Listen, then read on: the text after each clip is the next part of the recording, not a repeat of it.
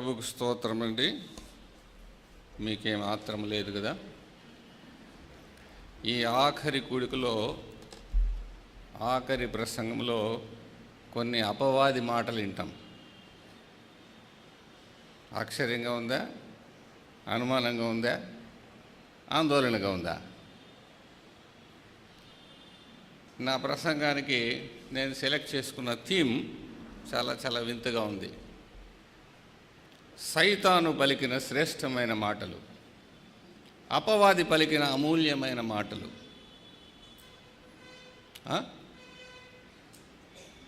Divine message from the devil's words, దయ్యపు మాటల నుండి దేవుని వర్తమానం. Excellent words from the expelled angel, పరలోకం నుంచి వెలివేయబడిన దేవుని దూత పలికిన వెలకట్టలేని విలువైన మాటలు. ఇంకేమైనా టాపిక్ దీనికి ఉందా? ప్రమాదకరమైన వ్యక్తి పలికిన ప్రయోజనకరమైన మాటలు. వాని ఉద్దేశం కొరకు ఆ మాటలు పలికాడు, మనము దేవుని ఉద్దేశం కొరకు వాడిని ఉపయోగిస్తాం. ఇందుకు మీ మైండ్లు ఇక్కడే ఉన్నాయా? సుధాకర్ బాబు గారు పొరపాటున పిలిచారు ఈ గోపాలరెడ్డిని అనుకుంటున్నారా?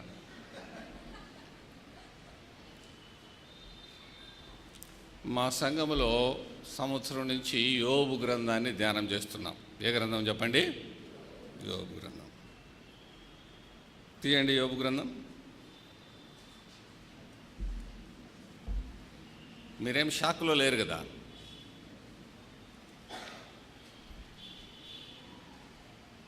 యోబు గ్రంథం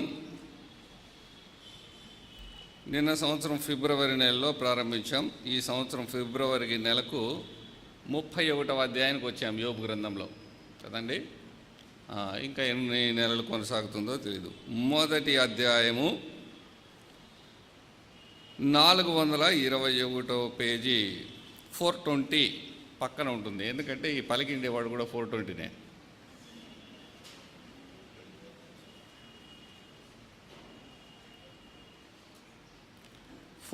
తర్వాత ఫస్ట్ పేజ్, 420 తర్వాత ఫస్ట్ చాప్టర్, 10వ వచనము,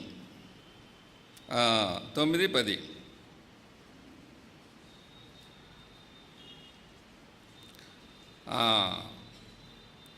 అని అడుగగా అపవాది, ఏంటి చెప్పండి? అపవాది. ఎవరు మాట్లాడింది ఈ మాటలు? అపవాది. These are the true words told by a liar. అబద్ధికుడు చెప్పిన నిజమైన మాటలు. ఏ మాటలు చెప్పండి ఇవి? These are the true words told by a liar. అంటే అబద్ధికుడు చెప్పిన సత్యమైన మాటలు. అన్నీ పారాడాక్సికల్గా ఉన్నాయి కదా ఒకదానికొకటి. Divine message from the devil's words, దయ్యపు మాటల నుండి దేవుని వర్తమానం. Excellent words spoken by the expelled angel from heaven. అన్ని విచిత్రంగానే ఉన్నాయి. రైట్. అపవాది, యోబు ఊరకయే దేవుని యందు భయభక్తులు కలవాడాయనా, నీవు అతనికిని అతని ఇంటి వారికిని అతని కలిగిన సమస్తమునకు చుట్టూ కంచె వేసితివి కదా. నీవు అతని చేతి పనిని దీవించుట చేత అతని ఆస్తి దేశములో బహుగా విస్తరించి ఉన్నది. చిన్న ప్రార్థన. దయగల తండ్రి, స్తోత్రములు మా ప్రభువా,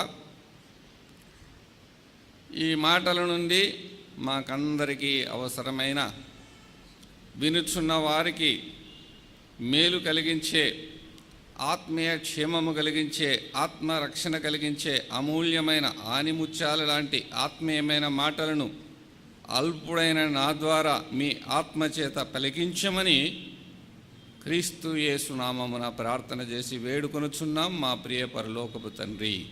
ఆమేన్. ఎవరు పలికిండే మాటలు ఇవి? ఇప్పుడు చెప్పండి. అపవాది పలికిన మాటలు. అంతేనా? అపవాది ఎందుకు పలికాడు? He told the right words with the wrong motive. అంటే దేవుని మాటలే చెప్పాడు కానీ దురుద్దేశంతో చెప్పాడు. అర్థమైందా? He told the right words with the wrong motive. అంటే చెడు ఉద్దేశంతో మంచి మాటలు చెప్పాడు. కొంతమంది మంచిగా చెప్తారు కానీ ఉద్దేశం ఏంటి చెప్పండి? Wrong motive. అంటే యోబు ఊరకనే భయభక్తులు కలిగి ఉన్నాడా? నీవు అతన్ని కాపాడినావు, ఆశీర్వదించావు. ఒకసారి నీ కాపుదల తొలగించు, నీ ఆశీర్వాదం తొలగించు చూద్దాం. యోబు భూలోకములో అందరికంటే గొప్ప భక్తుడు నువ్వు అంటున్నావే, మీరనేది సరికాదు అన్నట్టుగా మాట్లాడినాడు. The devil and his followers always accuses God's saints and God's children. అపవాది అతని అనుచరులు దేవుని బిడ్డల పైన ఎప్పుడు అపనిందలు వేస్తూ ఉంటారు. అప్పుడు కూడా ఇప్పుడు కూడా అతి శ్రేష్టమైన దైవజనుల మీద ఆనాడు ఈనాడు ఇంకేనాడు అపవాది అతని అనుచరులు ఏం చేస్తుంటారు చెప్పండి? అపనిందలు వేస్తూ ఉంటారు. సో ఇప్పుడు అపవాది వాని ఉద్దేశం కొరకు చెప్పాడు, వాని పర్పస్ ఫుల్ఫిల్ కావాలని. కానీ అది దేవుని ఉద్దేశం కొరకు మనం వాడుకుంటున్నాం కదండి. హ్యామ్లెట్ అనే నాటకాన్ని షేక్స్పియర్ రాశాడు. He wrote many place. One of the place written by Shakespeare is hamlet. Hamlet అనే డ్రామాలో షేక్స్పియర్ రాసిన మాటల్లో ఒక మాట ఉంది. Even devil quartz the scripture for his purpose. సాతానుడు కూడా తన ఉద్దేశాన్ని నెరవేర్చుకోనడం కోసమై దేవుని లేఖనాలను వల్లిస్తాడు అని. అదే మన తెలుగులో దయ్యాలు వేదాలు వల్లించినట్టుగానే పేపర్లో రాస్తుంటారు గిట్టని వాళ్ళ పట్ల. రైట్. ఈ మాటలలో నుండి మనకు దైవ వర్తమానం. ఈ వచనాన్ని 10వ వచనాన్ని 2 భాగాలుగా నేను విభజిస్తున్నాను. నీవు అతనికిని అతని ఇంటి వారికిని అతనికి కలిగిన సమస్తమునకు చుట్టూ కంచె వేసితివి. ఒక భాగం అంటే యోబు ఇంటి వారిని, యోబు ఆస్తిని నువ్వు కాపాడినావు. నిజం చెప్తున్నాడు అబద్ధం చెప్తున్నాడు సాతానుడు? చెప్పండి, మీరు నిజం చెప్పండి. ఎందుకు నిద్రపోతున్నారా? నిద్ర వస్తుందా? సో నిజం చెప్పాడా అబద్ధం చెప్పాడా? నిజమే చెప్పాడు. 2వ భాగం, నీవు అతని చేతి పనిని దీవించుట చేత అతని ఆస్తి దేశములో బహుగా విస్తరించున్నది. నిజం చెప్పాడా అబద్ధం చెప్పాడా? ఇవి పనికి మాలిన మాటలా లేక ప్రయోజనకరమైన మాటలా? ప్రయోజనకరమైన మాటలే. I'm sorry to say that we must thank the devil for telling these words. ఈ మాటలు చెప్పినందుకు మనకు థ్యాంక్స్ చెప్పాలేమో, ఎందుకంటే వాస్తవం చెప్పాడు. ఇప్పుడు ఏం చెప్పాడు చెప్పండి? వాస్తవమే చెప్పాడు. These are the true words told by a liar. అబద్ధికుడు చెప్పిన సత్యమైన మాటలు, సాతానుడు చెప్పిన శ్రేష్టమైన మాటలు, అపవాది చెప్పిన అమూల్యమైన మాటలు. Divine message from the devil's words. యోబు గ్రంథంలో 1వ అధ్యాయం నుంచి మేము ధ్యానం చేస్తూ 31వ అధ్యాయానికి వచ్చాం.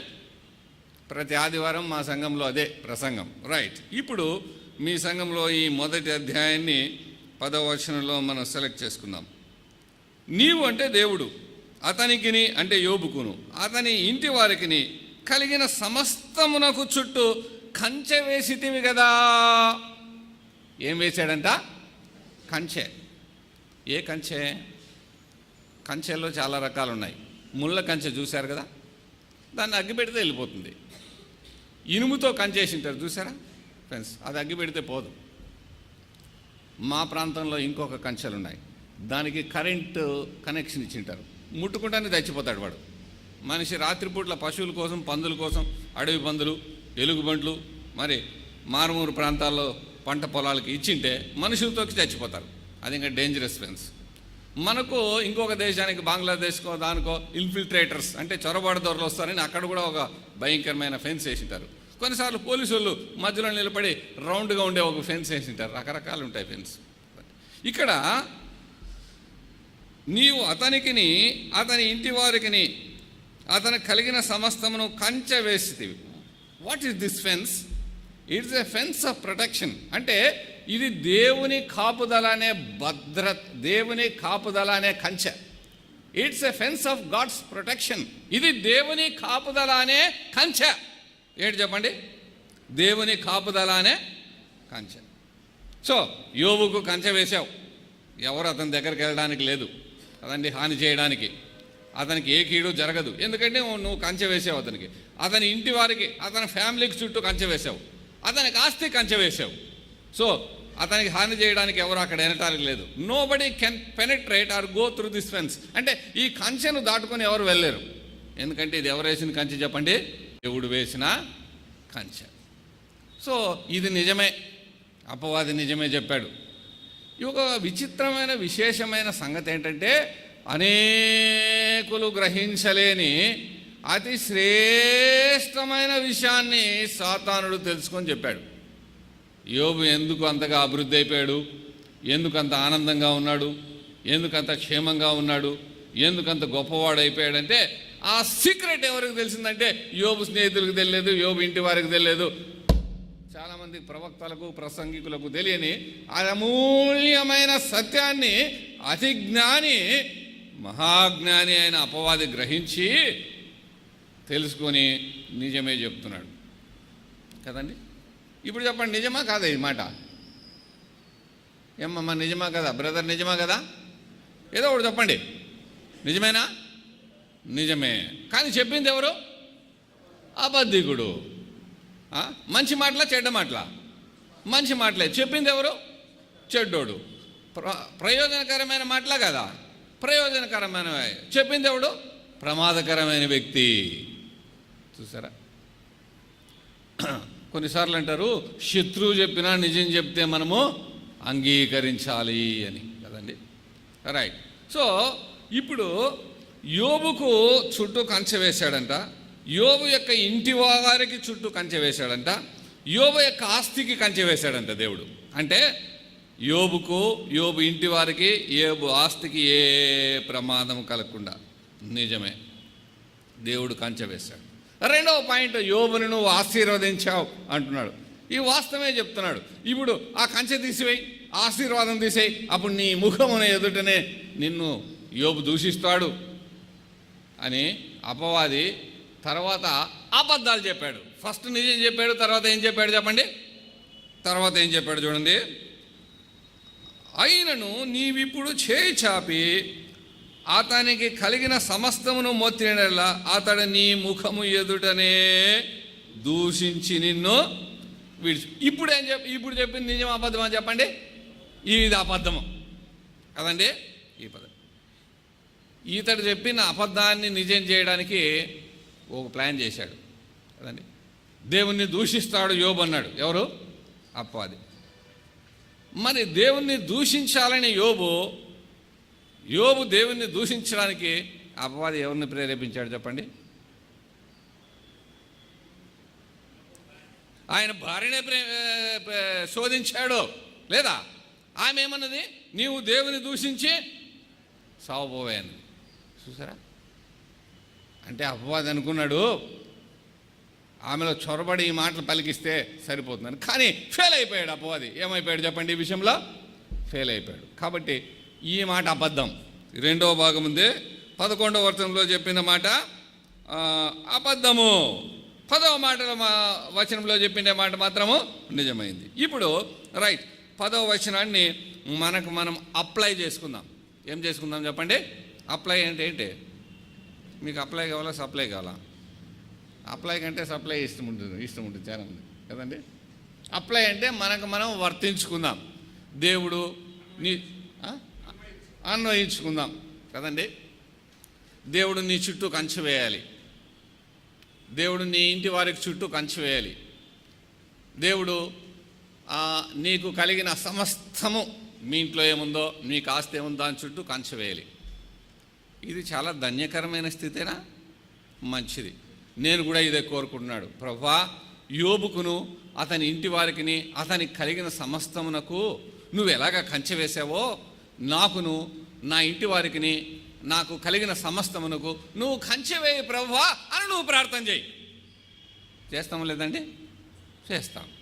మరి యోబు ఇంటి వారికిని, యోబు ఆస్తికిని దేవుడు కంచె ఎందుకు వేశాడు? మనకు కూడా this fence of protection, God's protection, దేవుని కాపుదలైన కంచె. ఈ దేవుని కాపుదలైన కంచె ఎవరికి దొరుకుతుంది? ప్రధానమంత్రులకైనా, ఇందిరాగాంధీకైనా, రాజీవ్ గాంధీకైనా, ముఖ్యమంత్రులకైనా దేవుని కాపుదల అనే ఈ కంచె లేకపోతే ప్రమాదంతో మరణిస్తారు. మరణించారా లేదు చెప్పండి? నీవు ఒక అనామకుడవైనా, పేదవాడవైనా, జ్ఞానము పలుకుబడి ధనము లేని వాడవైనా, ఈ దేవుని కాపుదలైన కంచె నీకు నీ ఇంటి వారికి ఉంటే you are the safest person in the world. నీవు ప్రపంచంలో చాలా సురక్షితంగా 90 ఏళ్ళు, 100 ఏళ్ళు, 70 ఏళ్ళు, 60 ఏళ్ళు కూడా బతుకుతావు. సో ఇది దేవుని కాపుదలనే కంచె. కావాలా వద్దండి? నాకేం కావాలా కదండి? ప్రయాణాలు చేసినా, ఇంకేం చేసినా, ఏం చేసినా. ఇప్పుడు యోబు కూడా అన్నాడు, దేవుడు నన్ను కాపాడుచుండిన దినములలో అన్నాడు. అంటే దేవుని కాపుదల నాకుందని. యోబు మాటల్ని చూస్తాం మనం. చూడండి, యోబు గ్రంథంలో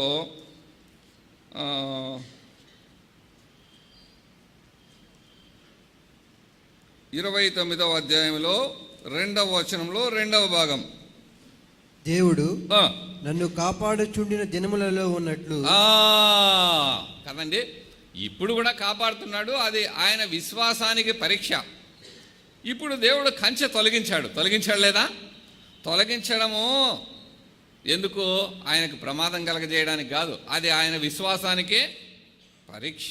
దేవుని కాపుదలైన కంచె ఇప్పుడు ప్రస్తుతం తొలగించాడు. చూద్దాం యోబుకి ఎంత భక్తి ఉందో, ఎంత విశ్వాసం ఉందో. ఈ ఆపదల్లో, అనారోగ్యంలో, అపనిందల్లో, ఆర్థిక ఇబ్బందుల్లో, ఈ కష్ట నష్టాల్లో ఎలాగ ప్రతిస్పందిస్తాడని. ఈ విషయంలో సాతానుడు ఓడిపోయాడు, యోబు గెలిచాడు, దేవుడు కూడా గెలిచాడు. ఎవరు ఓడిపోయాడు చెప్పండి? అబద్ధికుడైన అపవాది ఓడిపోయాడు. సో దేవుడు యోబును కాపాడుచున్నాడంట. ఈ మాట యోబు కూడా అన్నాడు. దేవుడు యోబును కాపాడినట్లు నిన్ను కాపాడాలి, నీ కుటుంబాన్ని కాపాడాలి, మీకున్న సమస్తాన్ని కాపాడాలి అని మనం అందరం కోరుకుంటాం కదండి, రైట్? మరి యోబులో ఉన్న ఏ మంచి లక్షణాలను బట్టి, ఎటువంటి భక్తి భావాలను బట్టి దేవుని కాపుదలనే కంచె యోబుకున్నదో, బైబిల్లో ఉన్న భక్తులలో ఉన్న ఎటువంటి శ్రేష్టమైన లక్షణాలు బట్టి వారికి చుట్టూ, వారి ఇంటి వారికి చుట్టూ, వారికి ఉన్న సమస్తానికి చుట్టూ దేవుని కాపుదలైన కంచె ఉన్నదో మనం పరిశీలిస్తాం. ఎవరి జీవితాల్లో, ఎవరి కుటుంబాలలో, ఎవరి విషయంలో దేవుని కాపుదలైన కంచె తొలగిపోయిందో కూడా చూస్తాం. అప్పుడు ఈ వర్తమానం తర్వాత దేవుని కాపుదలైన కంచె నీకు, నీ ఇంటి వారికి చుట్టూ ఎప్పుడు ఉంటుందో, ఏ పరిస్థితుల్లో అది తొలగిపోతుందో మనం పరిశీలన చేద్దాం. సో యోబుకు అర్థమైంది దేవుని కాపుదలైన కంచె నాకు చుట్టూ ఉందని. దానికి కారణం ఏంటంటే, 1వ అధ్యాయం 1వ వచనంలో ఏమన్నాడంటే, అతడు యథార్థవర్తనుడును న్యాయవంతుడునై దేవుని యందు భయభక్తులు కలిగి చెడుతనమును విసర్జించినవాడు. యోబు చుట్టూ, యోబు ఇంటి వారి చుట్టూ దేవుని కాపుదలనే కంచె ఉండటానికి కారణం ఏంటి చెప్పండి? దేవుని యందు అతడి యథార్థమైన భక్తి విశ్వాసాలు కలవాడు. ఇప్పుడు కూడా అతని విశ్వాసానికి పరీక్ష కలగడానికే కంచెలో ఆ బ్రేక్ అయింది. God made a breach in the fence. So ఆ కంచె దాటి ఎవరైనా వెళ్ళడానికి దేవుడు అలౌ చేశాడు కొంతకాలం అంతే. సో ఈ కంచె దాటి ఎవరు వెళ్ళలేరు. Nobody can break through, can enter through this fence of God's protection. దేవుని కాపుదల అనే ఈ కంచె దాటి ఎవరు వెళ్ళాడు అని, ఎంత గొప్పవాడైనా వెళ్ళలేడు. దేవుని కాపుదల అనే కంచె నీకుంటే. దేవుని యందు యథార్థమైన భక్తి విశ్వాసాలు గలవాడు ఎవరు? యోబు. అందును బట్టి అతని చుట్టూ దేవుని కాపుదలనే కంచె ఉందంట. మరి నీవు దేవుని యందు యథార్థమైన భక్తి విశ్వాసాలు కలిగిన వాడవైతే, నీ చుట్టూ, నీ ఇంటి వారి చుట్టూ, నీకు కలిగిన వాటన్నిటి చుట్టూ యోబు చుట్టూ ఉన్నట్టుగా దేవుని కాపుదలనే కంచె ఉంటుంది. Nobody can touch you, can harm you. ఎవరు నిన్ను తాకలేరు, ఎవరు నిన్ను కీడ చేయలేరు. ఈ దేవుని కాపుదలనే కంచెను ఎవరు బ్రేక్ చేయలేరు. The only person who can break through this fence of God's protection is God himself.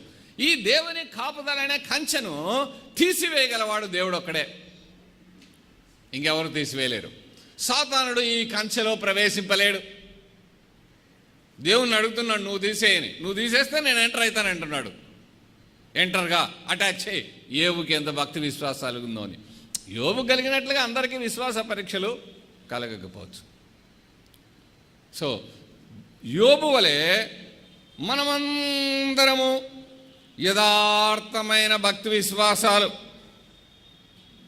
దేవుని యందు మనము కలిగి ఉంటే, దేవుని దృష్టిలో యథార్థమైన భక్తి విశ్వాసాలు, పై భక్తి కాకుండా, నటించే భక్తి కాకుండా, నకిలీ భక్తి కాకుండా, నాణ్యమైన భక్తి విశ్వాసాలు కలిగి, నిజమైన భక్తి విశ్వాసాలు కలిగి, యోబువలే మనము దేవుని యందు భయభక్తులు కలిగి చెడుతనమును విసర్జించిన వారమైతే దేవుని కాపుదలైన కంచె ఉంటుంది. ఇది నీకు కనపడదు. అసలుకు ఈ విషయం ఎవరికి తెలుసో ఎవరికి తెలియదో కానీ వీడు మహాజ్ఞాని అయిన సాతానుడు గ్రహించాడు. నిజం చెప్పేసి మన కళ్ళకు కనపడవు, దేవునికి కనపడతాయి కదండి. కొన్ని మన కళ్ళకు కనపడవు, కానీ అపవాదికి కూడా కనపడతాయి మనకు కనపడనివి. ఒకసారి ఎలీషాని పట్టుకోవడానికి వచ్చారంట. ఎవరు? సిరియా రాజు సైన్యం. వారి చుట్టూ ఎలీషా దగ్గర ఉన్న వాళ్ళు భయపడిపోయారు కదండి. భయపడిపోతే అప్పుడు ఎలీషా దేవుని ప్రార్థన చేశాడు. దేవా, వీని కళ్ళు తెరవమన్నాడు. ఎలీషా చుట్టూ ఏమున్నదంట?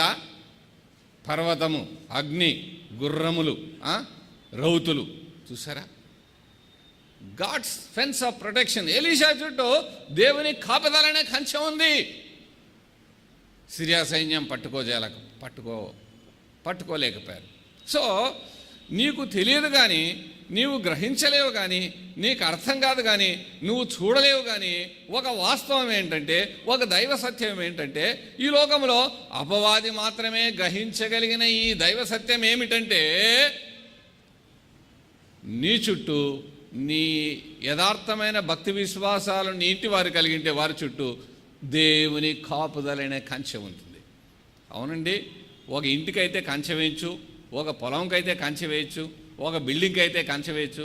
మనిషికి ఎలాగేస్తారు? మనిషి ఎక్కడైనా పోతుంటాం. ఇప్పుడు మీరు విజయవాడలో ఉన్నారు, హైదరాబాద్కి పోతారు, ఢిల్లీకి పోతారు, అమెరికా, అక్కడ పోయినా నీకు కంచె ఉంటుంది. చూడండి, కొన్ని మాటలు ఇక్కడ మనం చూస్తున్నాం. దావీదు గురించి 2వ సమూయేలు గ్రంథం 8:14. 2వ సమూయేలు గ్రంథం 8:14. మరియు ఎదోము దేశమందు అతడు దండు నుంచెను.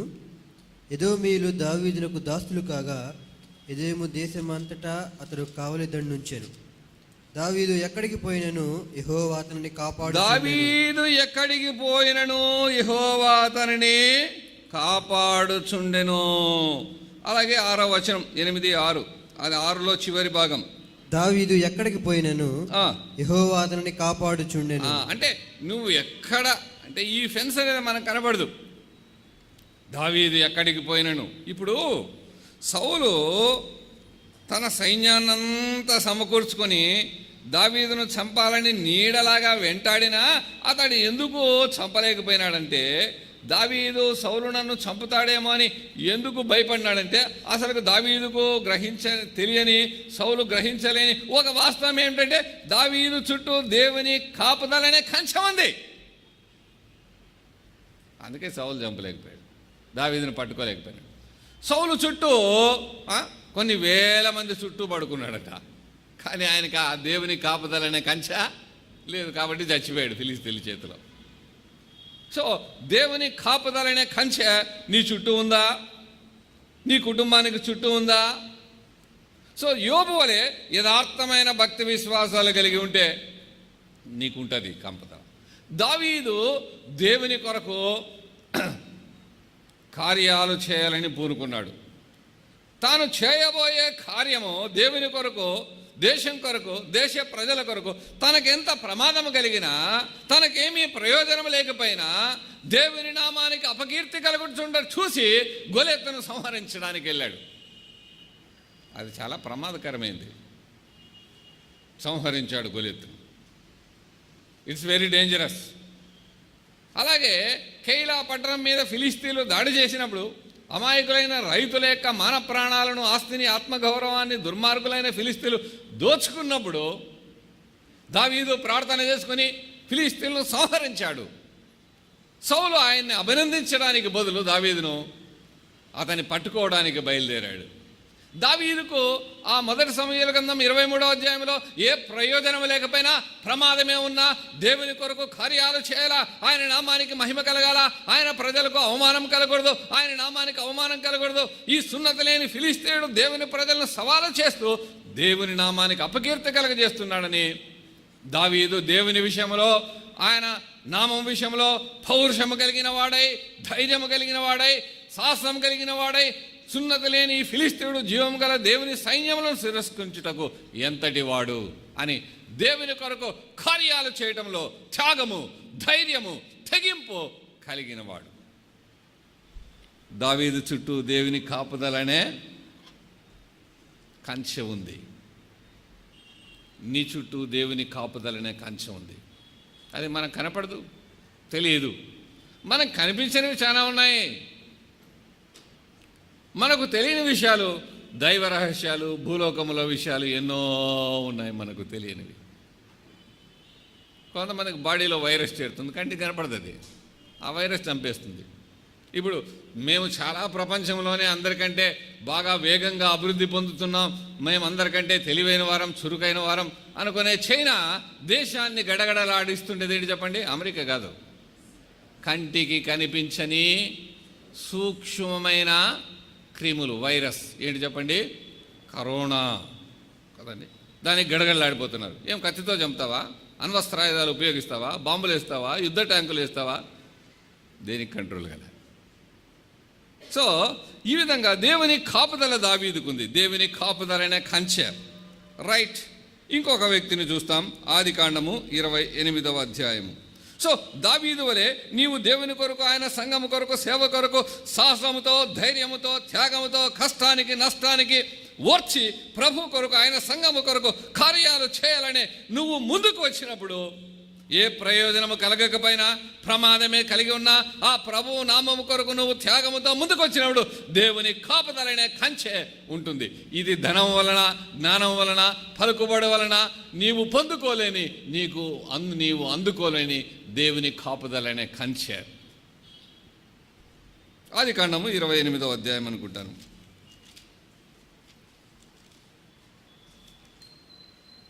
28:15. ఇదిగో నేను నీకు తోడై ఉండి నీవు వెళ్ళు ప్రతి స్థలమందు నిన్ను కాపాడుచు. నీవు వెళ్ళు ప్రతి స్థలమందు నిన్ను కాపాడుచు.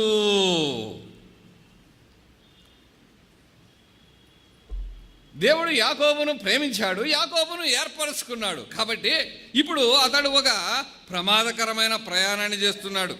అడవిలో ఒంటరిగా ఉన్నాడు. ఇటు అన్ను ఇతన్ని చంపుతాను, ఏశావు వాణ్ణి ఏసేస్తానని ప్రతిజ్ఞ చేశాడు. కానీ యాకోబు చుట్టూ ఏముంది చెప్పండి? దేవుని కాపుదలనే కంచె. అందుకే అతడు సుదీర్ఘాయుషు కలిగి క్షేమంగా ఉన్నాడు. Are you ever conscious that there is around you there is this fence of God's protection? దేవుని కాపుదలనే కంచె నీ చుట్టూ ఉన్నదని నువ్వు ఎప్పుడైనా గ్రహించావా, ఊహించావా, ఆలోచించావా? నీ పిల్లలు ఎక్కడున్నా, ఏ గ్రామంలో ఉన్నా, ఏ దేశంలో ఉన్నా, ఏ పట్టణంలో ఉన్నా, అర్ధరాత్రి వేళ ఒంటరిగా ప్రయాణం చేసిన, ప్రమాదకరమైన ప్రదేశాలలో ఉన్న దేవుని కాపుదలనే కంచె వారి చుట్టూ ఉంటుంది. ఎప్పుడూ దేవుని యందు భయభక్తులు కలిగి ఉన్నప్పుడు. గాఢాంధకారపు లోయలలో నేను సంచరించినను ఏ అపాయమునకును నేను భయపడను, ఎందుకంటే దేవుని కాపుదల అనే కంచె ఉంది. రైట్. దేవుని కాపుదల అనే కంచె ఇంకా కొంతమందికి ఉంది. చూస్తాం ఎవరికి ఉందో. అది ఎప్పుడు తొలగిపోతుంది? దేవుని కాపుదలనే కంచె, దేవుని కాపుదలనే కంచె తొలగిపోయిన సందర్భాలు కూడా ఉన్నాయి. ఏషియా గ్రంథము చూడండి, ప్రవక్త అయిన ఏషియా గ్రంథము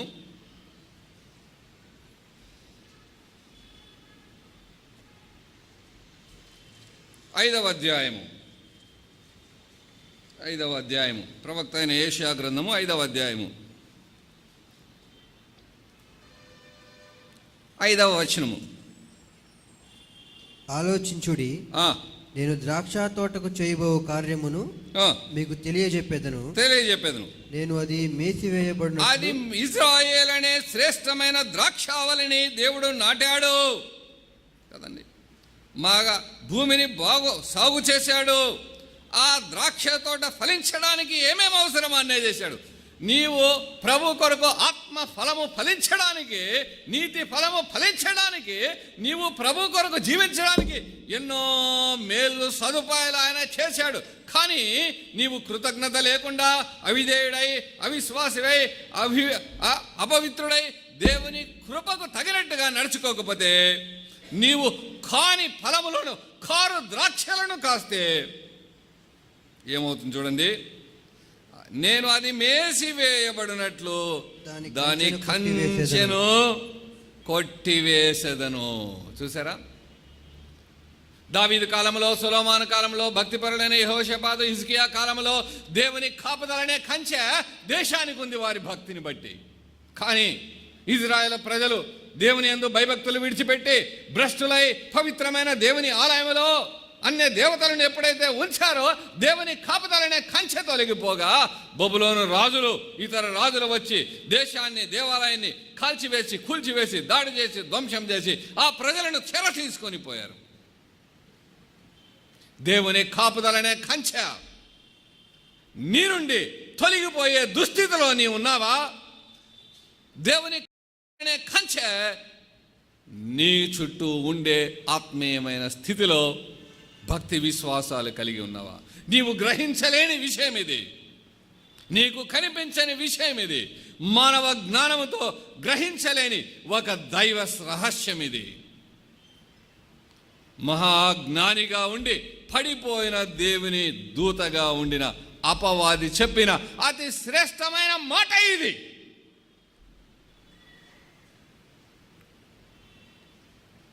దావీదుకు దేవుని కాపుదల ఉంది. దావీదు విషయంలో ఈ మాట వర్తిస్తుందా? అతనికిని, అతని ఇంటి వారికిని కలిగిన, అతనికిని, అతని ఇంటి వారికి చుట్టూ నో, దావీదు ఇంటి వారి చుట్టూ కంచె తొలగిపోయింది. దేవుని కాపుదలనే కంచె తొలగిపోయిందా లేదా? It's because they sinned. అమ్నోను ఘోరమైన పాపం చేశాడు, అబ్షలోము ఘోరమైన పాపం చేశాడు, దావీదు ఇంటివారు, దావీదు కుమారులు ఘోరమైన పాపం చేశారు. కాబట్టి వారు దావీదు కుమారులైన దేవుని కాపుదలైన కంచె తొలగిపోయింది. అమ్నోను చచ్చాడు, అబ్షలోము చచ్చాడు, ఆదోనియా చచ్చాడు, బత్షెబా కుమారుడు చచ్చాడు. It's because of their sin that this fence of God's protection was take away from them. వారి పాపాన్ని బట్టి, వారి అవిధేయతను బట్టి, వారి అక్రమాన్ని బట్టి దేవుని కాపుదలనే కంచె దావీదు కుటుంబానికి తొలగిపోయింది. నీ పిల్లలు దేవుని యందు భయభక్తులు కలవారైతేనే వారికి కూడా దేవుని కాపుదలనే కంచె ఉంటుంది. నీవు భయభక్తులు కలిగి ఉండవచ్చు, కానీ నీ ఇంటి వారికి కూడా కలిగి ఉండాలి. తొలగిపోయింది కాబట్టి వాళ్ళకి ఏమైంది చెప్పండి? ప్రమాదం కలిగింది. పరరాజుల ద్వారా కాదు, వాళ్ళలో వాళ్ళే. ఎవరి ద్వారా కాదు, వాళ్ళలో వాళ్ళే. చూసారా? నేను అతని ఆ కంచె తీసివేసేదను. హిజ్కియా ప్రార్థనాపరుడు కదండి. చిన్న దేశము యూదా దేశము, అష్షూరు రాజ్యము, అగ్రరాజ్యము తన సైన్యాన్ని తీసుకొని వచ్చి సన్హెరీబు సైన్యాధిపతి అయిన రబ్హాకే హిజ్కియాను బెదిరించాడు. హిజ్కియాకు వారితో యుద్ధము చేయగలిగిన సైన్యము లేదు, లక్షలాది సైన్యము లేదు. అన్ని గుర్రాలు, అన్ని రథాలు, అన్ని రౌతులు, అన్ని ఆయుధాలు హిజ్కియాకు లేవు. హిజ్కియా దేవుని బిడ్డ, అతని చుట్టూ దేవుని కాపుదలనే కంచె ఉంది. అతడు కన్నీటితో ప్రార్థన చేశాడు. చేశాడు. చూడండి, ఏషియా గ్రంథంలో ఉంది, రాజుల గ్రంథంలో ఉంది, చాలా చోట్ల ఉంది. ఏషియా గ్రంథంలో ఉన్నాం కాబట్టి అక్కడే చూస్తాం. చూడండి, ప్రవక్త అయిన ఏషియా గ్రంథము 38వ అధ్యాయము 5వ వచనంలో నీవు తిరిగిపోయి 38:5 నీవు తిరిగి హిజ్కియా యొద్దకు పోయి అతనితో ఇట్లనుము, నీ పితరుడైన దావీదునకు దేవుడైన యెహోవా నీకు సెలవిచ్చినదేమనగా, నీవు కన్నీళ్లు విడిచి చూచితిని, నీవు కన్నీరు విడుచుట చూచితివి, నీ ప్రార్థన నేను అంగీకరించి ఉన్నాను. చూసారా, హిజ్కియా కన్నీళ్లతో ప్రార్థన చేశాడు. హిజ్కియా కన్నీటి ప్రార్థన బట్టి ఏం కలిగింది? ఇక 15 సంవత్సరములు నీకు ఆయుష్ ఇచ్చేదను, మరి ఈ పట్టణమును నేను కాపాడుచు నిన్నును ఈ పట్టణమును అష్షూరు రాజు చేతిలో పడకుండా కాపాడేదను. Because of the prayer of హిజ్కియా. హిజ్కియా యొక్క కన్నీటి ప్రార్థన బట్టి, అతనికి దేవుని యందున్న యథార్థమైన భక్తి విశ్వాసాలు బట్టి దేవుడు హిజ్కియా చుట్టూ, హిజ్కియా కుటుంబం చుట్టూ, ఆ యెరూషలేము పట్టణం చుట్టూ దేవుని కాపుదల అనే కంచె వేశాడు. ఆ కంచెను దాటడానికి ప్రయత్నం చేసిన దుర్మార్గుడైన సన్హెరీబు ప్రమాదకరమైన పని చేశాడు. ఎంత హిజ్కియా, వాడి సైన్యం ఎంత, వాని శక్తి ఎంత, వాని ఆయుధాలెంత, వాని అనుభవం ఎంత అని హిజ్కియా జోలికి పోయాడు. అతను కడుపును పుట్టిన కుమారులు ఏం చేశారు చెప్పండి? సన్హెరీబును అతని దేవాలయంలో పొడిచి పారిపోయారు. It's very very dangerous to try to enter this God's fence of protection. ఒక భక్తుని చుట్టూ వేసిన ఈ దేవుని కాపుదలనే కంచెను దాటిపోయి ఆ భక్తునికి హాని చేయడానికి ఎవరు ప్రయత్నం చేస్తారో, సౌలు కానీ అష్షూరు రాజు కానీ, వారు వారి వేలుతో వారి కనుగుడ్డు పొడుచుకునే అవివేకి.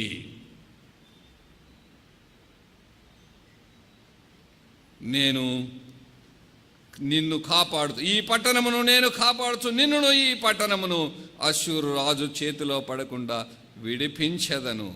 కాపాడేదను అనే పదము రాజుల గ్రంథంలో ఉంది. చూసారా? సో హిజ్కియా కన్నీటి ప్రార్థన. అమ్మా, అయ్యా, నీవు దేవుని యందు యథార్థమైన భక్తి విశ్వాసాలు కలిగావు. కన్నీటి ప్రార్థన ఉందా? నీవు తప్పు చేసినప్పుడు, దేవునికి అయిష్టమైన కార్యాలు చేసినప్పుడు, ఆయన ఎందు ఉండవలసినంత యథార్థమైన భక్తి విశ్వాసాలు చేసినప్పుడు, నీ పిల్లల్లో భక్తి భావాలు నీకు కనిపించినప్పుడు, దేవుని కాపుదల కోల్పోయే దుస్థితికి వారు వచ్చినప్పుడు, ఏలీ తన కుమారులు దుర్మార్గమైన పనులు చేసినందువలన అతని కుటుంబానికి దేవుని కాపుదలనే కంచె తొలగిపోయింది. ప్రమాదాన్ని కొని తెచ్చుకున్నారు. మన పిల్లలు భక్తి విశ్వాసాలు లేనప్పుడు, దేవుని కాపుదలను, దేవుని ఆశీర్వాదాన్ని కోల్పోతున్నప్పుడు వారి కొరకు నువ్వు హిజ్కియా వలె కన్నీటితో ప్రార్థన చేస్తున్నావా?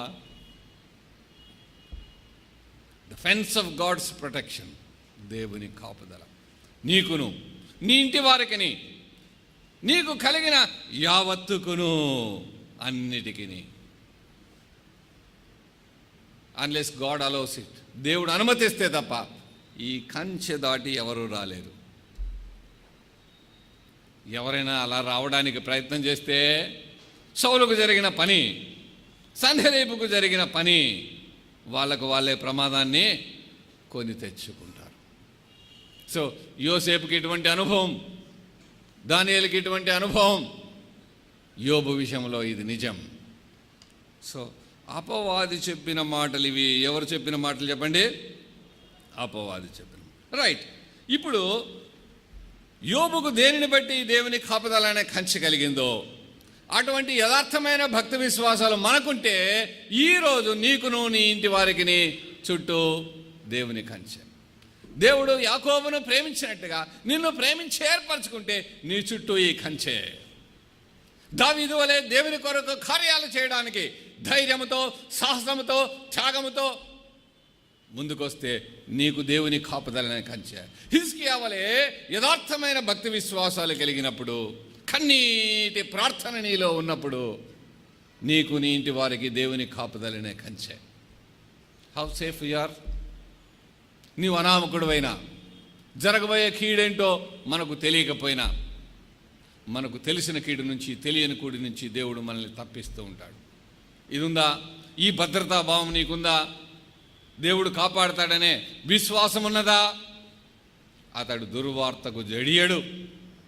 భయపడకుండా మనం ఉండగలమా? నీ జ్ఞానము చేత, నీ తెలివి చేతల చేత, నీ పలుకుబడి చేత, నీ ధనము చేత నిన్ను నీవు కాపాడుకోలేవు. గొప్ప గొప్ప వారిని కాపాడుకోలేకపోతే మనలాంటి సమాజం మనల్ని ఎలా కాపాడుకోగలం? దేవుని కాపుదలనే కంచె. రైట్.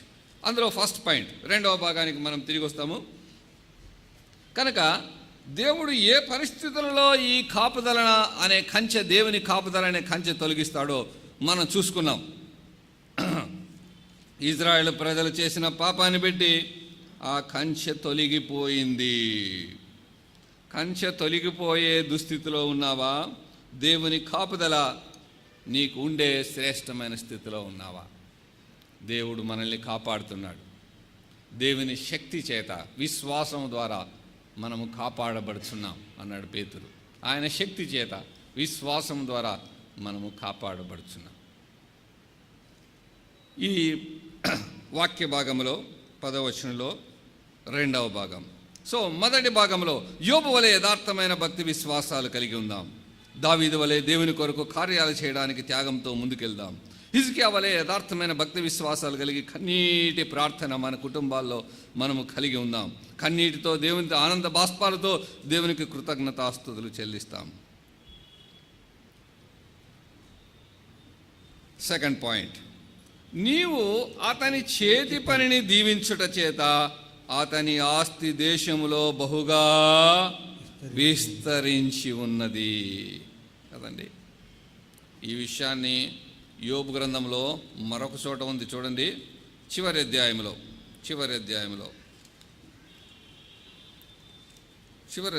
ఈ మాట ఉంది. 12వ వచనం చదవండి. చివరి అధ్యాయంలో యెహోవా యోబును మొదట అంటే మొదట ఆశీర్వదించాడు అని అర్థం.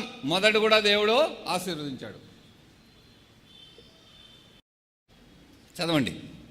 యెహోవా యోబును మొదట ఆశీర్వదించినంతకంటే మరి అధికముగా ఆశీర్వదించెను. అతనికి 14,000 గొర్రెలను, 6,000 ఒంటెలను, 1,000 జతల ఎడ్లను, 1,000 ఆడుగాడిదలను కలిగెను. మరియు అతనికి యెహోవా యోబును మొదట ఆశీర్వదించిన దానికంటే, అంటే మొదట దేవుడు యోబును ఆశీర్వదించాడు. ఈ మాట ఎవరికి తెలుసు? అపవాదికి తెలుసు. So Satan is so jealous about the prosperity of Job and his safety. యోబు సురక్షితంగా ఉన్నందుకు, యోబు ఆశీర్వదింపబడుతున్నందుకు అపవాది అసూయపడి అపనిందలు వేశాడు. ఇతడు దేవుని దూషిస్తాడు, కష్టాలు వస్తాయి అన్నాడు. సరే, అంటే మొదట యోబు ఎలా అభివృద్ధి పొందాడు? దేవుడు ఆశీర్వదిస్తే. 2 రకాలైన అభివృద్ధులు ఉంటాయి. దేవుడు ఆశీర్వదిస్తే మనం అభివృద్ధి పొందడం. దేవుడు ఆశీర్వదించకపోయినా లోకంలో మనుషులు అదృష్టం చేతనో, కష్టం చేతనో, అక్రమైన విధానంలోనో వాళ్ళు ఆస్తి సంపాదించుకోవడం. అది వారికి ప్రయోజనాన్ని కలిగించవచ్చు, ప్రమాదాన్ని కలిగించవచ్చు, ఇంకా ప్రాణ నష్టాన్ని కూడా కలిగించవచ్చు కదండి. కొంతమంది ఆస్తి ఎక్కువై అగచాట్లు పాలవుతున్నారు. కొంతమంది ఆస్తి ఎక్కువై ఆ పెద్ద ఆయన చనిపోతే కుటుంబాల కలహాలతో, మా ఊర్లో ఒక వైశ్య కుటుంబం, పెద్ద ఆయన చనిపోతేనే తల్లి బిడ్డ కొడుకుల మీద కుటుంబంలో ఐక్యత లేదు, అబ్బా అంటున్నారు. ఈ ఆస్తి లేకుండా పోయింటే బాగుండు వీళ్ళకి. చూసారా? సో దేవుడు నీకు అనుగ్రహించిన ఆస్తి వలన నీకు ఆశీర్వాదము, దేవుడు ఆశీర్వాదం వలన నీకు కలిగిన ఆస్తి వలన నీకు ఆశీర్వాదము, నీకు ఆనందము, నీకు క్షేమము, నీ అవసరాలు తీర్చడం, ఇవన్నీ అవి మంచి కొరకు ఉపయోగపడతాయి. దేవుడు ఆశీర్వదించి ఇచ్చిన దాంట్లో 10వ భాగాన్ని నీవు నమ్మకంగా ఇవ్వాలి ప్రభు పనికి. ఆశ్చర్యకరమైన దేవుని ఆశీర్వాదం వలన అభివృద్ధి పొందడం. అతని దేశము అక్షరరీతిగా అభివృద్ధి పొందుటను గూర్చి హిజ్కియా గురించి రాయబడిన మాట. అతని దేశం ఎట్లయిందంట? అక్షరరీతిగా అభివృద్ధి. కొంతమంది అక్షరరీతిగా అభివృద్ధి అయిపోతుంటారు. అబ్రహాము దాసుడు అబ్రహాముని గురించి ఏం మాట్లాడినాడు? అయ్యో మా యజమానుడు చాలా అదృష్టవంతుడు, అభివృద్ధి అయిపోయాడు అన్నాడా? చూడండి ఏమన్నాడు. 24వ అధ్యాయం ఆదికాండం, 24వ అధ్యాయం ఆదికాండంలో 24వ అధ్యాయం 34-35 వచనాలు. అంతటా అతడు ఇట్లనెను, అంతటా ఇట్లనెను, నేను అబ్రహాము దాసుడను, యెహోవా నా యజమానుని బహుగా ఆశీర్వదించను గనుక. వాడికి కూడా అర్థమైంది, ఇంట్లో పనోడికి కూడా అర్థమైంది అబ్రహాం ఎట్లా అభివృద్ధి అయ్యాడని కదండి. అతనికి పిత్రాజితం కాదు, కష్టపడి కాదు, ఎట్లా? యెహోవా నా యజమానుని బహుగా ఆశీర్వదించను కనుక అతడు గొప్పవాడాయను కదండి. అలాగే మనకు ఇదే అధ్యాయం ప్రారంభంలో కూడా అన్ని విషయంలో యెహోవా అబ్రహామును ఆశీర్వదించాను కదండి. సో దేవుని ఆశీర్వాదం వల్ల అభివృద్ధి అయ్యేవాళ్ళు. ఇది నా జీవితంలో కూడా వాస్తవమే. మా అన్న వాళ్ళు మంచి మంచి ఉద్యోగస్తులు రిటైర్డ్ అయిపోయారు కదండి. నా స్నేహితులు, నా సమకాలికులు చిన్న వయసులోనే బాగా ఉద్యోగాలు, చాలా చదువుకొని మంచి మంచి ఉద్యోగాలు చేశారు, వ్యాపారాలు చేశారు. నేను చాలా సంవత్సరాలుగా ఒక పేదవాడుగా, అనామకుడుగా ఉన్నాడు. మా ఇంట్లో ఏమనుకున్నారంటే మా అన్నదమ్ములందరిలో, బంధువుల్లో నేను పేదోడుగా ఉంటాననుకున్నాడు. నా స్నేహితులందరిలో కూడా నేను పేదోడు అనుకున్నారు. కానీ యెహోవా ఆశీర్వాదము ఐశ్వర్యం ఇచ్చును, కేవలం నరుల కష్టము చేత అది ఎక్కువ కాదు అని సామెతల గ్రంథంలో ఉన్నమాట నా జీవితంలో అక్షరాల మమ్మాటికి వాస్తవమని చెప్పడం నిజం, నిర్వివాదం, నిస్సందేహం, నిర్భయంగా, నిర్మోహమాటంగా ఆ మాట నేను చెప్తాను మనస్ఫూర్తిగా. సో దేవుడు నన్ను ఏ కష్టము చేయకపోయినా ప్రభు సేవలో కష్టపడ్డాను, కానీ అక్షరరీతిగా దేవుడు ఆశీర్వదించాడు. అది మా ఇల్లు, సంఘము, నాకున్న విషయాలు చూస్తే అర్థమవుతుంది. సో ప్రభు కూడా నిన్ను ఆశీర్వదించితే అక్షరరీతిగా నువ్వు అభివృద్ధి అయిపోతావు. ఎవరికి తెలియదు అది ఎక్కడి నుంచి వస్తుందో అని. కొన్నిసార్లు ఏమవుతుందంటే తల్లిదండ్రులు పేదవాళ్ళుగా ఉన్నా వారి భక్తి విశ్వాసాలు బట్టి పిల్లలకు ఆశీర్వాదం కలుగుతుంది. దావీదు పాపాన్ని బట్టి బిడ్డలకు శిక్ష కలిగింది, అక్కడ దేవుని కాపుదల తొలగిపోయింది. ఇక్కడ అబ్రహాం విషయంలో ఏమని చెప్పబడింది? ఇంతకు మునిపే మనం చదువుకున్నాం అన్నమాట. ఒక పేజీ తిప్పండి, 26వ అధ్యాయము, 26వ అధ్యాయంలో 12వ వచనము. ఇస్సాకు ఆ దేశమందున్నవాడై విత్తనము వేసి ఆ సంవత్సరము 100 ఫలము పొందెను. యెహోవా అతనిని ఆశీర్వదించెను గనుక ఆ మనుషుడు గొప్పవాడాయను. అతడు మిక్కిలి గొప్పవాడగు వరకు క్రమక్రమముగా, చూసారా, అతడు మిక్కిలి గొప్పవాడగు వరకు క్రమక్రమముగా అభివృద్ధి పొందుచు వచ్చాను. ఈ మాట కూడా వాస్తవం. దేవుడే అన్నాడు ఇస్సాకుతో. ఏ మాట అన్నాడు? 24వ వచనం, అక్కడే అదే పేజీనే. ఆ రాత్రి యెహోవా అతనికి ప్రత్యక్షమై, నేను నీ తండ్రి అయిన అబ్రహాము దేవుడను. నేను నీ తండ్రి అయిన అబ్రహాము దేవుడని. చూసారా ఎంత దేవుడు సగర్వంగా అబ్రహాము దేవుడు అని చెప్పుకుంటున్నాడో. ఆయన అబ్రహాము దేవుడు అని చెప్పుకోవడానికి ఎంత ఆనందంగా చెప్తున్నాడో. నేను నీ తండ్రి అయిన అబ్రహాము దేవుడను. ఇస్సాకు, నేను నీకు తోడై ఉన్నాను గనుక భయపడకుము. నేను నీకు తోడై ఉన్నాను, నీకు ఏ కీడు రాదు, నువ్వు భయపడవద్దు. నా దాసుడైన అబ్రహామును బట్టి, చూసావా, నా దాసుడైన అబ్రహామును బట్టి నిన్ను ఆశీర్వదించి, నిన్ను ఆశీర్వదించాడు. దీంట్లో మనం ఏం సత్యం గ్రహిస్తాము? దావీదు కుటుంబాన్ని చూస్తాం, పిల్లలు కదండి, అబ్రహాము కుటుంబాన్ని చూస్తాం. దేవుడు నిన్ను బట్టి, నీ భక్తిని బట్టి, నీ విశ్వాసాన్ని బట్టి, నీ ప్రార్థన బట్టి, నీ ప్రేమను బట్టి, నీ పరిచర్యను బట్టి, నీ ప్రయాసను బట్టి నీ పిల్లలను దేవుడు ఆశీర్వదిస్తాడు. లేక నీ పాపాన్ని బట్టి నీ పిల్లలకు కూడా శిక్ష కలగవచ్చు. There is possibility. దావీదు కుటుంబం అల్లకొల్లోలమైంది, దాపరికం చేయలేని విషయం. ఒకడు ఇంకోటిని చంపుకున్నారు కొడుకులే. అబ్షలోము అమ్నోను చంపాడు, సొలొమోను ఆదోని అని చెప్పాడు. వీళ్ళందరూ ఎవరండి? అమ్నోను ఎవరు, అబ్షలోము ఎవరు? దావీదు కూడా కడుపును పుట్టినోళ్ళే. ఆదోని ఎవరు, సొలొమోను ఎవరు? వాళ్ళెవరు చెప్పండి? దావీదు కొడుకులే ఒకరినొకరు చంపుకున్నారు. చూసారా? It's because of the sin, పాపాన్ని బట్టి. ఇక్కడ నా దాసుడైన అబ్రహామును బట్టి. మరి నీవు నిజంగా కుటుంబ యజమానిగా, తల్లిగా నీ బిడ్డల క్షేమం కొడితే నువ్వేం చేయాల? అబ్రహాములాగా దేవుని యందు భయభక్తులు కలిగి ఉంటే నిన్ను బట్టి నీ పిల్లలకు ఆశీర్వాదం కలుగుతుంది. సో అపవాది చెప్పిన మాటలు అక్కడ ఏమంటున్నాడు చెప్పండి? నీవు అతనిని ఆశీర్వదించుట చేత ఏమైంది? అతని ఆస్తి దేశములో బహుగా విస్తరించి ఉన్నది. దేవుని ఆశీర్వాదం నీ పైన ఉన్నదా? దేవుడు మనల్ని ఆశీర్వదించడానికి అడ్డుగా ఏ అక్రమమైన ఉందా, ఏ అతిక్రమైన ఉందా, ఏ పాపమైనా ఉందా? మనుషులకు తెలియంది. దేవుని కాపుదలనే కంచె కనపడదు. దేవుని ఆశీర్వాదం అనేది కూడా మనకు కనిపించుకోకుండా వస్తుంది. ఎట్లా? మనుష్య ప్రమేయం లేకుండా రాత్రిపూట్ల మంచు పడినట్టుగా దేవుని ఆశీర్వాదము మన మీదకి వస్తుందంట. అక్కడ గురించి దీని గురించి ఏమన్నాడంటే, బహుశా ఓషియా గ్రంథంలోన మనుష్య ప్రమేయం లేకుండా, ఆలోచన లేకుండా అది చెట్టునకు మంచు ఉన్నట్లు నేను అతనికి ఉందును అన్నాడు. చూడండి 14వ అధ్యాయమా, చదవండి. చెట్టునకు మంచు ఉన్నట్లు నేను అతనికి ఉందును. చెట్టునకు మంచు ఉన్నట్లు నేను అతనికి ఉందును. ఆ మంచు ఎట్లు వస్తుంది? కనపడదు. మనుష్య ప్రమేయము లేకుండా వస్తుంది ఆ మంచు. ఎవరికి కనపడదు, ఎవరి కంటికి కనపడదు. కనుక మనుష్య ప్రమేయము లేకుండా వచ్చే మంచు. మీకా గ్రంథం 5:7 కూడా చదవండి. మీకా గ్రంథం 5:7 హోషేయ చదివారు. యాకోబు సంతతిలో శేషించిన వారు యెహోవా కురిపించు మంచు వలెనను మనుష్య ప్రయత్నము లేకుండాను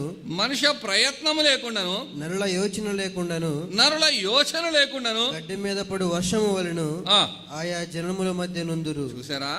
అంటే మన ప్రయత్నము లేకుండా, చూడండి, మనకు తెలియకుండా రాత్రిపూట్ల మంచు మనిషి ప్రమేయం లేకుండా పడుతుంది. అలాగా దేవుని ఆశీర్వాదము ఎవరికి కనిపించని రీతిగా, ఊహించని రీతిగా, గ్రహించని రీతిగా దేవుని ఆశీర్వాదం నీ మీదకి వస్తుంది మనిషి ప్రమేయం లేకుండా. చెట్టునకు మంచు ఉన్నట్లు నేను అతనికి ఉందును. కాబట్టి అతను ఏమవుతాడు చెప్పండి? అభివృద్ధి పొందుతాడు. ఉందా లేదా? ఓషియా గ్రంథంలో అతడు అభివృద్ధి పొందును.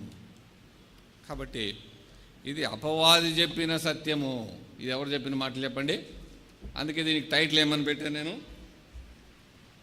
పెట్టాను చెప్పండి? Divine message from the devil's words. దయ్యము మాటల నుండి దేవుని వర్తమానం. సాతానుడు పలికిన శ్రేష్టమైన మాటలు. అపవాది పలికింది ఎవరు చెప్పండి? అపవాది పలికిన ఏం మాటలు? అమూల్యమైన వర్తమానం. an excellent words spoken by the expelled angel from heaven. So నిజం ఎవరు చెప్పినా మనం అంగీకరించాలి. అంటే సాతానుడు తాను ఉద్దేశం కొరకు ఇది చెప్పాడు, కానీ మనం ఏం చేస్తున్నాం చెప్పండి? ఇందులో ఉన్న దైవ సత్యాన్ని మనము దేవుని మహిమ కొరకు వాడుతున్నాం. సాతానుడు తన ఉద్దేశాన్ని నెరవేర్చుకోవడానికి ఆ వాక్యాలను ట్విస్ట్ చేయాలని చెప్పాడు, కానీ మనం ఏం చేసింది చెప్పండి? వాని పదాలను మనం ట్విస్ట్ చేసి దేవుని మహిమ కొరకు వాడుతున్నాం. అబద్ధికుడు చెప్పిన సత్యమైన మాటలు చెప్పింది ఎవరు చెప్పండి? The true word spoken by A liar. మోసగాడు చెప్పిన మంచి మాటలు. చూసారా ఎంత విచిత్రంగా ఉంటుందో? సో ఈ మాటల్లో నుంచి 2 పాయింట్లు గ్రహించాం. నీ చుట్టూ, నీ ఇంటి వారి చుట్టూ, నీకు కలిగిన దాని చుట్టూ దేవుని యొక్క కంచె. దేవుడు నిన్ను ఆశీర్వదిస్తే ఆశ్చర్యరీతిగా నువ్వు అభివృద్ధి అయిపోతావు.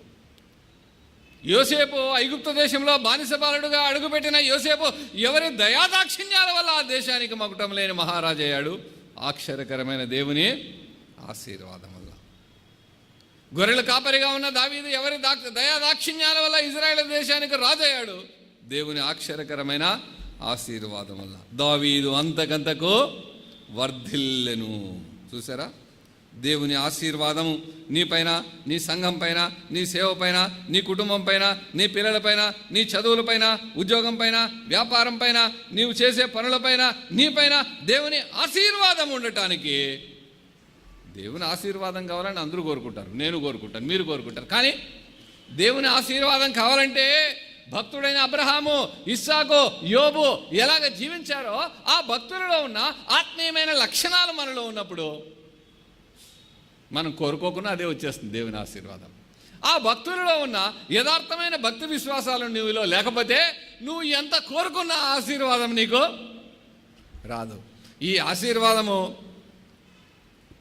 దేవా నీవు నన్ను ఆశీర్వదించితే తప్ప నేను నిన్ను విడువనన్నాడు. ఆయన పాదాలు పట్టుకొని కన్నీటితో ప్రార్థన చేశాడు. రైట్, పశ్చాత్తాపడ్డాడు, మారిపోయాడు, కన్నీటితో ప్రార్థన చేశాడు.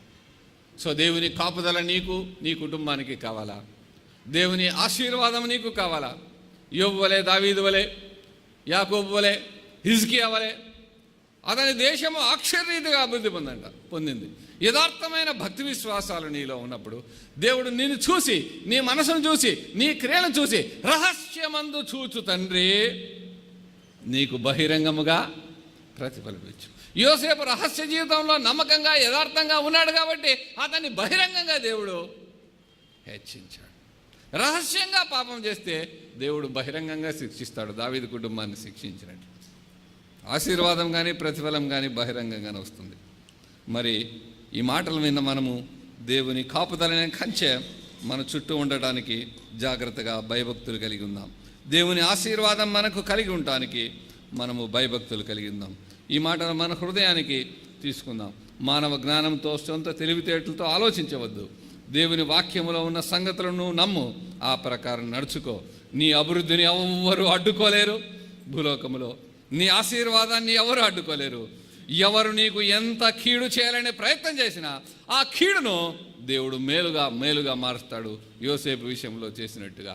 సౌలులాగా ఎంతమంది ఎన్ని కుట్రలు పడినా దేవుని కాపుదల అనే కంచె నీకున్నప్పుడు దేవుడు వంచకుడు తన పన్నాగమును నెరవేర్చుకోకుండా వారి ఉపాయములు ఆయన భంగపరచుననే యోబు గ్రంథం 5:12 ఉన్నట్టుగా వారి ఉపాయాలను భంగపరుస్తాడు.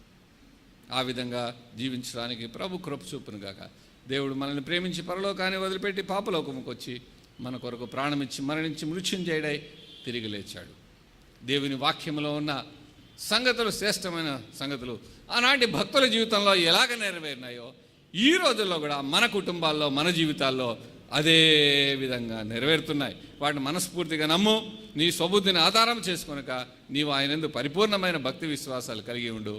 ఈ మాటలు అక్షరరీతిగా నీ జీవితంలో నెరవేరుతాయి. దేవుడు నీకు, నీ కుటుంబానికి ఆయన కాపుదలైన కంచెను అనుగ్రహించునుగాక. దేవుడు మిమ్మును, మీ కుటుంబాలని అక్షరరీతిగా ఆశీర్వదించునుగాక.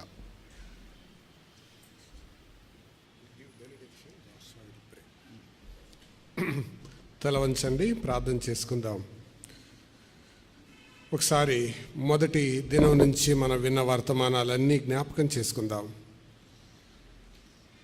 ఈ చివరి వర్తమానం వరకు దేవుడు ఏ మాటల ద్వారా నిన్ను దర్శించాడో వాటన్నిటిని తలపోసుకొని మనల్ని మనం ప్రభువుకు అప్పగించుకుందాం. ప్రార్థన చేద్దాం.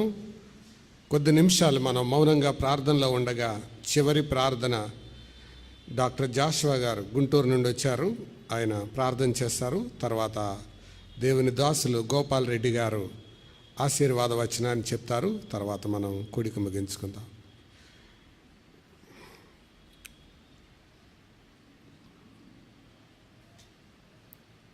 సహోదరులు మనందరి పక్షంగా ప్రార్థిస్తున్నారంతే. మన ప్రార్థన మనమే చేసుకోవాలి. ప్రభువా, నేను కూడా కంచె కలిగిన జీవితాన్ని జీవిస్తాను, నీ చేత ఆశీర్వదించబడే జీవితాన్ని జీవిస్తాను అని మనల్ని మనం ప్రభువుకు అప్పగించుకొని తీర్మానం చేసుకుందాం. ఆశీర్వాదాల గురించి ఆశపడడం కాదు, దానికి ఆచరణాత్మకమైన సూత్రాలు మనం అవలంబించాలి. అది మనతోనే ప్రారంభం అవ్వాలి. ఆశ వల్ల ఆశీర్వాదం రాదు.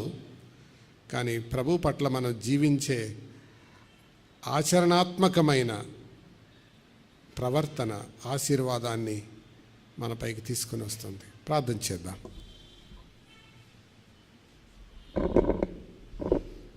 ప్రార్థన చేసుకుందాం. శాశ్వతమైన ప్రేమతో మమ్మలను ప్రేమించిన ప్రియ పరలోకపు తండ్రి, ఘనమైన మీ నామమునకు, శ్రేష్టమైన మీ నామమునకు స్తోత్రములు, వందనములు సమర్పించుకుంటూ ఉన్నాం. జగత్తు పునాది వేయబడక మునిపే క్రీస్తు యేసు ప్రభువులో మమ్మలను ఏర్పాటు చేసుకొని యేసు క్రీస్తు ప్రభు నందు మాకు అనుగ్రహించిన రక్షణకై స్తోత్రములు, వందనములు సమర్పించుకుంటూ ఉన్నాం. యేసుక్రీస్తు ప్రభు రక్తంలో మమ్మలను కడిగి మీ బిడ్డలుగా చేసుకొని పరసంబంధమైన ప్రతి ఆశీర్వాదమును మాకు అనుగ్రహించారు. అందుకై మీకు స్తోత్రములు, వందనములు సమర్పించుకుంటున్నాం.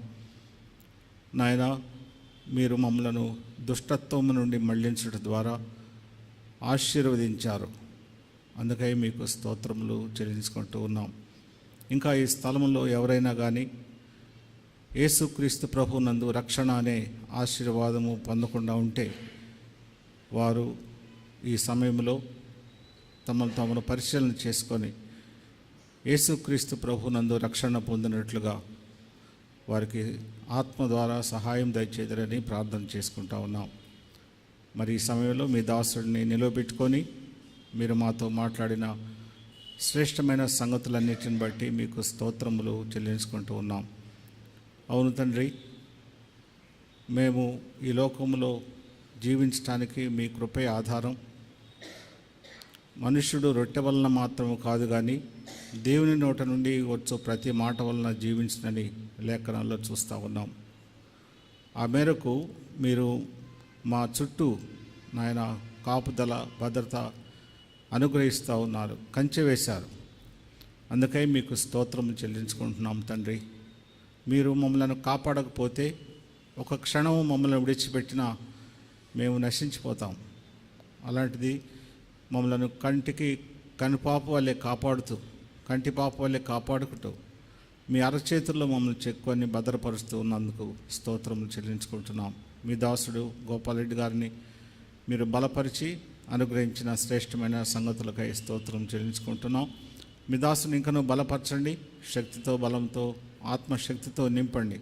మీ దాసుడు మరి పెనుగొండ స్థానిక సంఘములోను, ఆ ప్రదేశాల్లోనూ, ఇంకా ఆయా ఆంధ్రప్రదేశ్ ఇతర ప్రదేశాల్లో చేస్తున్న పరిచర్య అంతటిని కూడా దీవించి ఆశీర్వదించుదరని ప్రార్థన చేసుకుంటున్నాం తండ్రి. మీ దాసుని ప్రయాణంలోనేమి, ఆయా స్థలాల్లో నివాసం ఉండే సమయంలోనేమి మీ కృపా, కాపుదల, భద్రత అనుగ్రహించుదరని ప్రార్థన చేసుకుంటున్నాం. ఆత్మ సంబంధమైన ఘనమైన పరిచర్యలో మీ దాసుని ఇంకను బలపరిచి మీ చేతిలో బలమైన సాధనంగా వాడుకుందరని మీ దాసుని కొరకు ప్రార్థన చేసుకుంటా ఉన్నాం. దేవా, మీకు స్తోత్రములు. మరి ఈ సమయంలో గడిచిన దినము నుండి ఈ దినం వరకు నాయన జరిగిన మీటింగ్స్ అంతట్లో నాయన అనేక మంది దైవజనులు నాయన శ్రేష్టమైన మీ సంగతులను నాయన మాతో మాట్లాడారు.